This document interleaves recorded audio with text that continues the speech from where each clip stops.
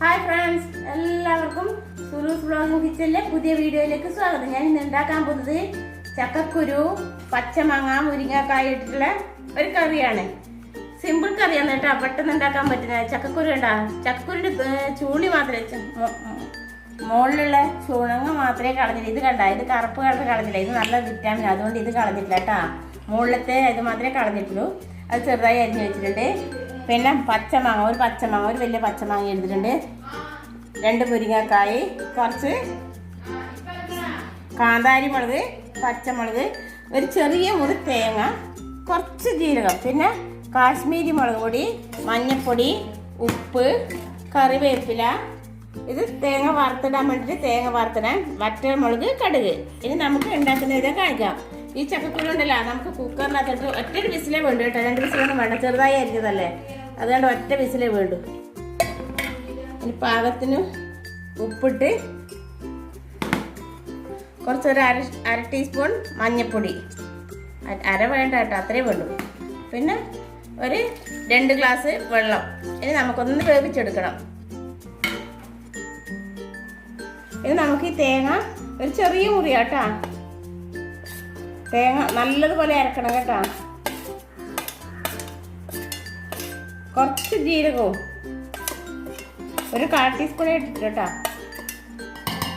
പിന്നെ ഈ പച്ചമുളകും കാന്താരി മുളകും എല്ലാം കൂടി നല്ല അരച്ചെടുക്കണം. ചക്കക്കുരു വേകുമ്പോഴേക്ക് നമുക്ക് ഇത് അരച്ചെടുക്കാം. കുറച്ച് വെള്ളം ഒഴിച്ച് നമുക്ക് ഇത് അരച്ചെടുക്കാം കേട്ടോ. നമ്മൾ ചക്കക്കുരു ഒരു വിസിൽ വെച്ചിട്ട് വേവിച്ച് വെച്ചിട്ടുണ്ട്. ഇനി നമുക്ക് ഈ പിന്നെ മാങ്ങ മുറിച്ച് വെച്ചിട്ടുണ്ടല്ലോ, ഇത് മുരിങ്ങക്കായും കൂടി ഒന്ന് വേവിക്കണം. മുരിങ്ങക്കായി മാങ്ങ ഒന്നിച്ചിട്ട് വിസിലിട്ടാലുണ്ടല്ലോ അടിഞ്ഞു പോകും. അതുകൊണ്ടാണ് ഞാൻ വേറെ വേവിക്കുന്നത് കേട്ടോ. ഇനി ഒന്നിച്ച് ഇടണമെന്നുണ്ടെങ്കിൽ നിങ്ങൾക്ക് അങ്ങനെ വേവിക്കാം കേട്ടോ.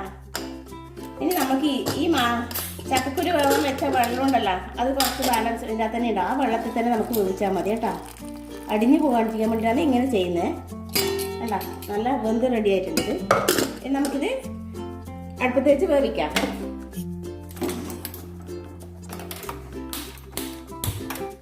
ഇനി ഇതിനകത്തേക്ക് നമ്മൾ 1 ടീസ്പൂൺ കാശ്മീരി മുളക് പൊടിയാണ്, കളർ കിട്ടാൻ വേണ്ടിയിട്ടാണ് കേട്ടോ ഇടണം. പിന്നെ കുറച്ച് ഉപ്പ് ഇടണം. എന്ന് പറഞ്ഞാൽ ഇത് ഉപ്പ് വെള്ളമാണല്ലോ, അതിനകത്ത് കുറച്ചിട്ടാൽ മതി. ഞാൻ ഉപ്പ് ഇട്ടിരുന്നു. ഇനി നമുക്കിത് വെന്തതിന് ശേഷം കറി ഉണ്ടാക്കാം. അങ്ങനെ നമ്മളെ മുരിങ്ങക്കായി മാങ്ങയും വെന്ത് നമുക്ക് ഇതിനകത്തേക്ക് ഈ ചക്കക്കുരു ഇട്ട് കൊടുക്കണം.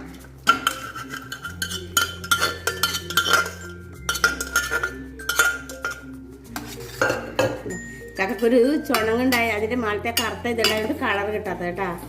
അത് നല്ല സാധനമല്ല, അത് കളയാൻ പാടില്ല നമുക്ക് കറി വെക്കുമ്പോഴല്ലോ. ഇനി നമുക്കിതിനകത്ത് തേങ്ങ ഒഴിച്ച് കറി ഉണ്ടാക്കാം. അരച്ച് വെച്ചിട്ടുണ്ട് നല്ല.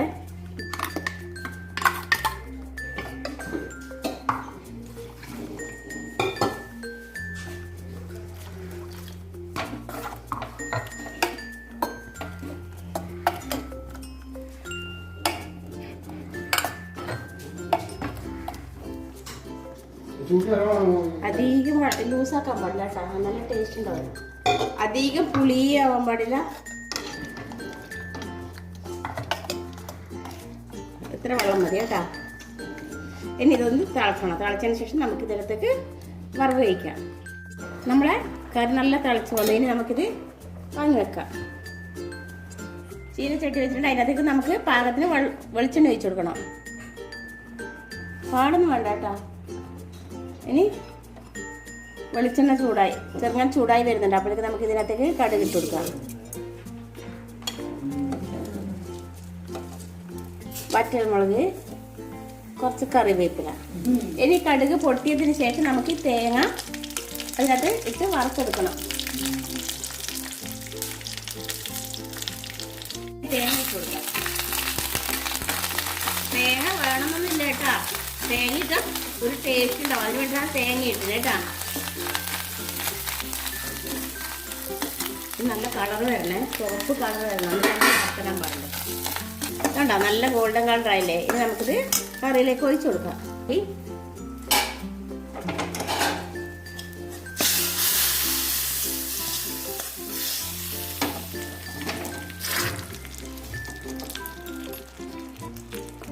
കണ്ട, അടിപൊളി കറിയായി. ഇത് കുറച്ച് നിൽക്കുമ്പോൾ നല്ല കട്ടി വരും കേട്ടോ. ചക്കക്കുരു അല്ലേ, അതുകൊണ്ട് നല്ല കട്ടിയായിട്ട് വരും കേട്ടോ. ചോറിന് കഴിക്കാൻ നമുക്ക് പാകത്തിനായിരിക്കും. മുരിങ്ങക്കായ് ചക്കക്കുരുള്ള കറി റെഡി ആയിട്ടുണ്ട്. എല്ലാവരും കാണുക, ലൈക്ക് ചെയ്യുക, ഷെയർ ചെയ്യുക. സബ്സ്ക്രൈബ് ചെയ്യാത്തവരുണ്ട് സബ്സ്ക്രൈബ് ചെയ്യുക. നല്ല ടേസ്റ്റാണ്. എല്ലാവരും ഉണ്ടാക്കി നോക്കണേ. Okay, by.